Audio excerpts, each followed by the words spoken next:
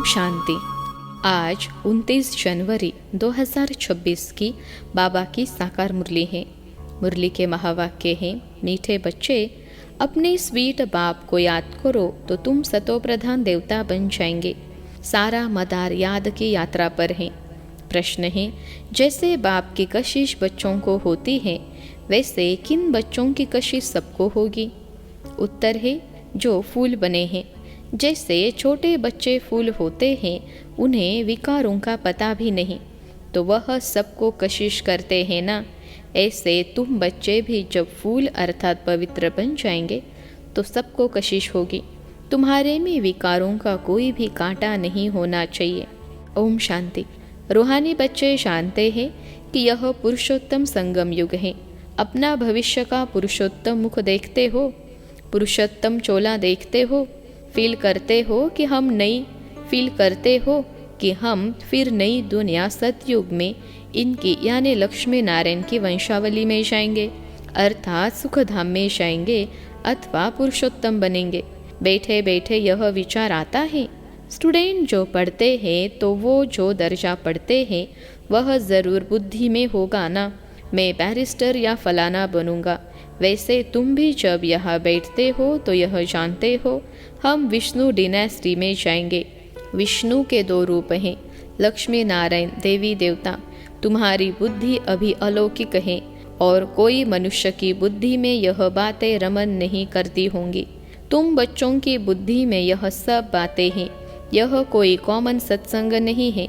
यहाँ बैठे हो, समझते हो सत बाबा जिसको शिव कहा जाता है उनके संग में बैठे हैं।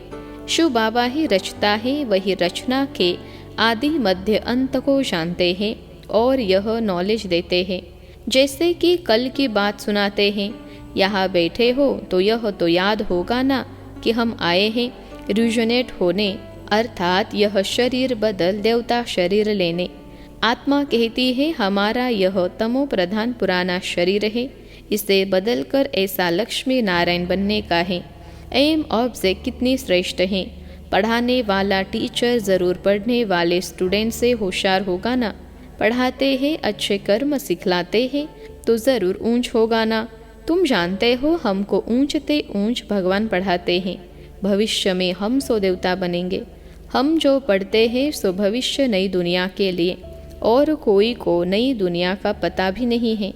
तुम्हारी बुद्धि में अब आता है यह लक्ष्मी नारायण नई दुनिया के मालिक थे, तो ज़रूर फिर रिपीट होगा। तो बाप समझाते हैं तुमको पढ़ाकर मनुष्य से देवता बनाता हूँ। देवताओं में भी ज़रूर नंबरवार होंगे। देवी राजधानी होती है ना।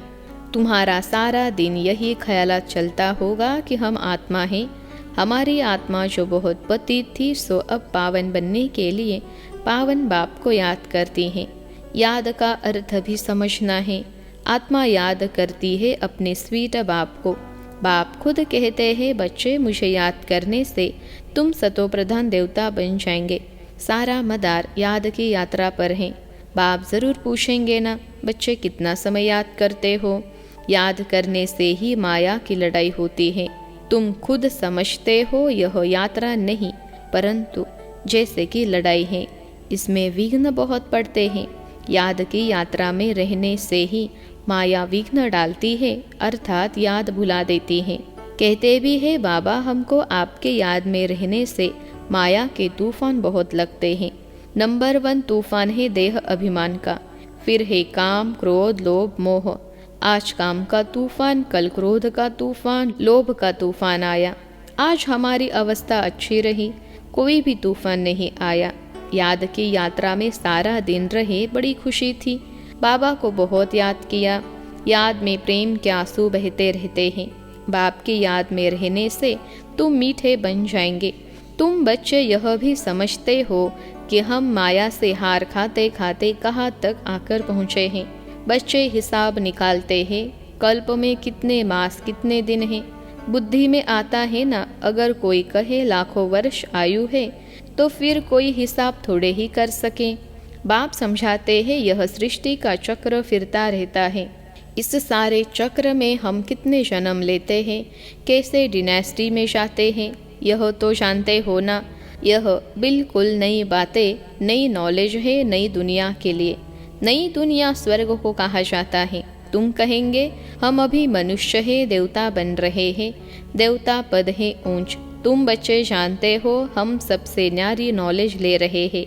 हमको पढ़ाने वाला बिल्कुल न्यारा विचित्र है। उनको यह साकार चित्र नहीं है, वह है ही निराकार। तो ड्रामा में देखो कैसा अच्छा पाठ रखा हुआ है। बाप पढ़ाई के से तो खुद बतलाते हैं, मैं फलाने तन में आता हूँ, किस तन में आता हूँ वह भी बताते हैं। मनुष्य मूंझते हैं, क्या एक ही तन में आएगा? परंतु यह तो ड्रामा है ना, इसमें चेंज हो नहीं सकती। यह बातें तुम ही सुनते हो और धारण करते हो और सुनाते हो। कैसे हमको शिव बाबा पढ़ाते हैं, हम फिर और आत्माओं को पढ़ाते हैं। पढ़ती आत्मा है, आत्मा ही सीखती सिखलाती है। आत्मा मोस्ट वैल्यूबल है, आत्मा अविनाशी अमर है। सिर्फ शरीर खत्म होता है।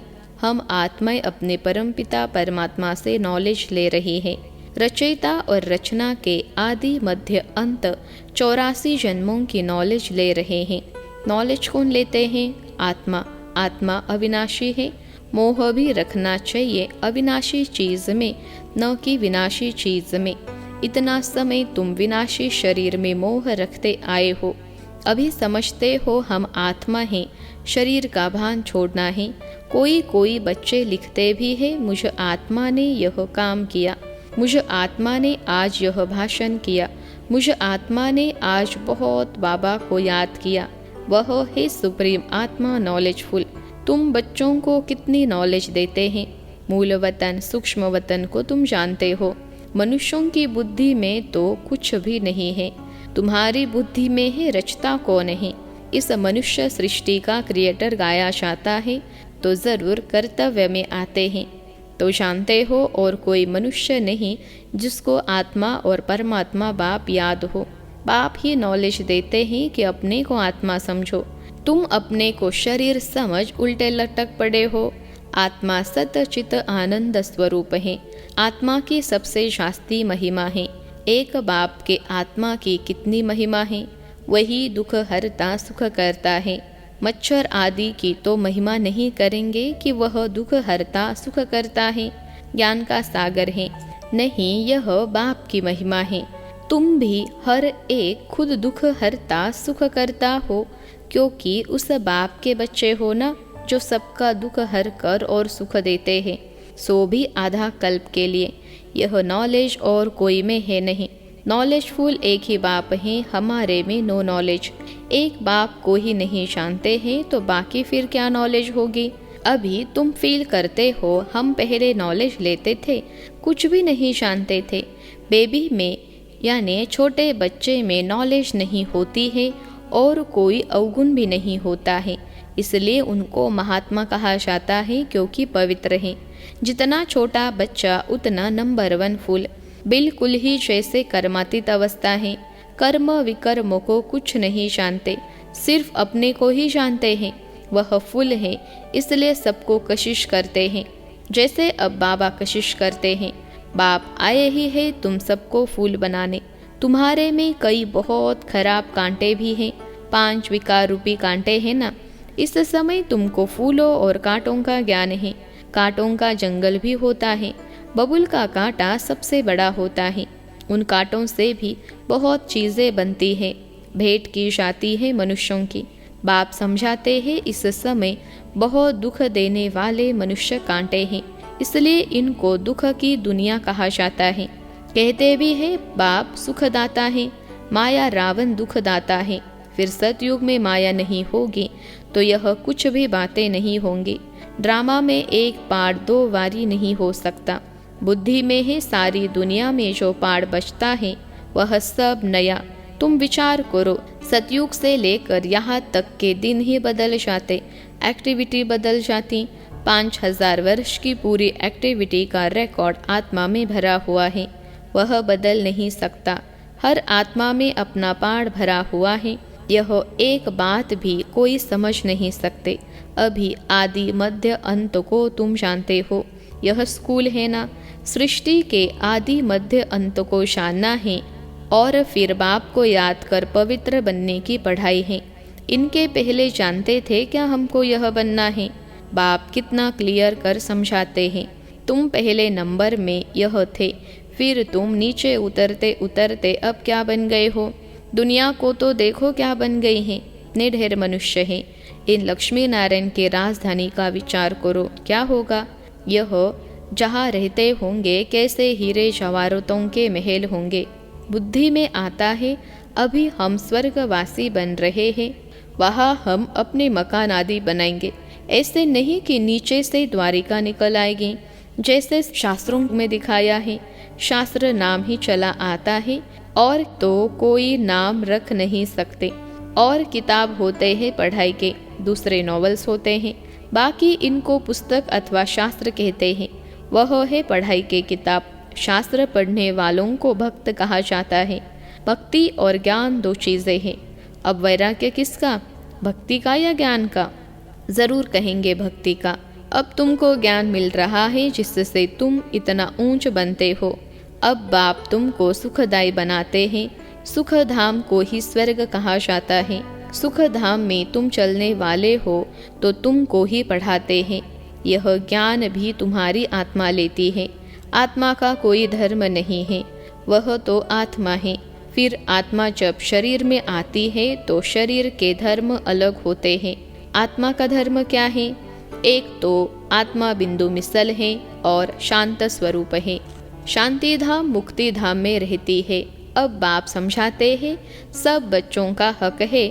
बहुत बच्चे हैं जो और धर्मों में कन्वर्ट हो गए हैं, वह फिर निकल कर अपने असली धर्म में आ जाएंगे। जो देवी देवता धर्म छोड़ दूसरे धर्म में गए हैं वह सब पत्ते लौट कर आ जाएंगे अपनी जगह पर।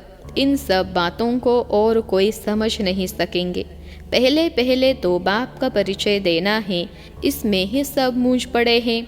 तुम बच्चे जानते हो अभी हमको कौन पढ़ाते हैं? बाप पढ़ाते हैं। श्री कृष्ण तो देहधारी हैं, इनको यानी ब्रह्मा को दादा कहेंगे। सब भाई भाई है ना, फिर है मर्तबे के ऊपर। यह भाई का शरीर है, यह बहन का शरीर है। यह भी अब तुम जानते हो। आत्मा तो एक छोटा सा सितारा है। इतनी सब नॉलेज छोटे सितारे में है। सितारा शरीर के सिवाय बात भी नहीं कर सकता। सितारे को पाठ बजाने के लिए अंग भी चाहिए। सितारों की दुनिया ही अलग है। फिर यहाँ आकर आत्मा शरीर धारण करती है, वह है आत्माओं का घर। आत्मा छोटी बिंदी है, शरीर बड़ी चीज है, तो उनको कितना याद करते हैं? अभी तुमको याद करना है एक परम पिता परमात्मा को, यही सत्य है। जबकि आत्मा और परमात्मा का मेला होता है। गायन भी है आत्मा परमात्मा अलग रहे बहुकाल।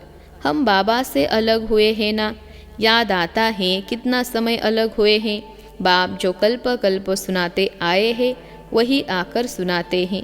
इसमें ज़रा भी फर्क नहीं हो सकता। सेकेंड बाय सेकेंड जो एक्ट चलती है वह नहीं। एक सेकेंड पास होता है, मिनट पास होता है, उनको जैसे छोड़ते जाते हैं पास होता जाता है, ताकि कहेंगे इतने वर्ष इतने दिन मिनट इतने सेकेंड पास कर आए हैं। पूरा 5000 वर्ष होगा, फिर एक नंबर से शुरू होगा।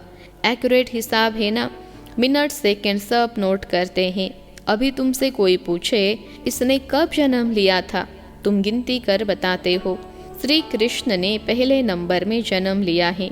शिव का तो मिनट सेकेंड कुछ भी नहीं निकाल सकते हो। श्री कृष्ण की तिथि तारीख पूरा लिखा हुआ है।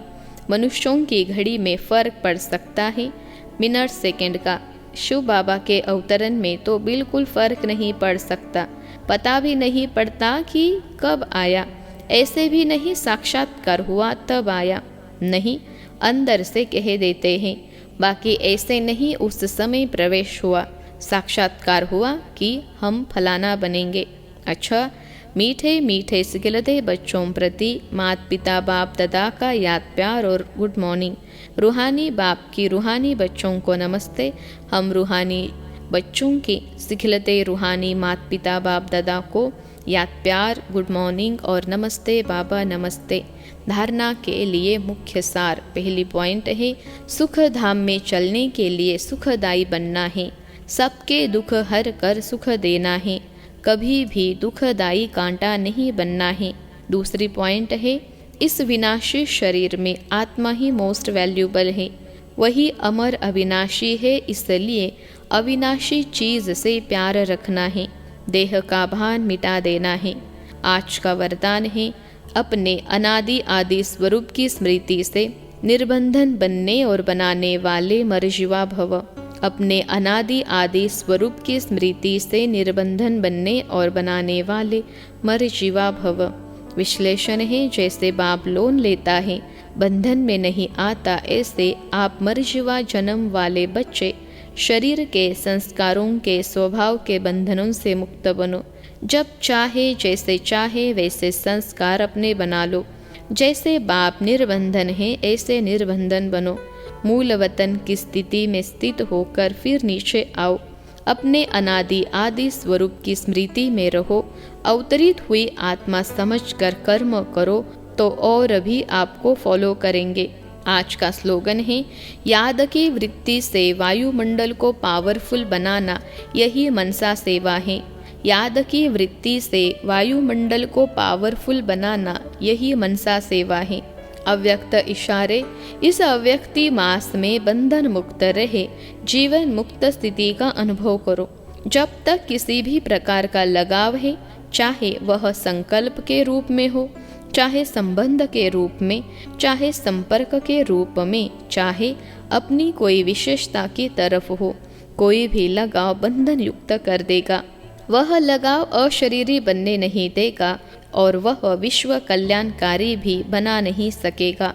इसलिए पहले स्वयं लगाव मुक्त बनो, तब विश्व को मुक्ति व जीवन मुक्ति का वर्षा दिला सकेंगे। अच्छा, ओम शांति।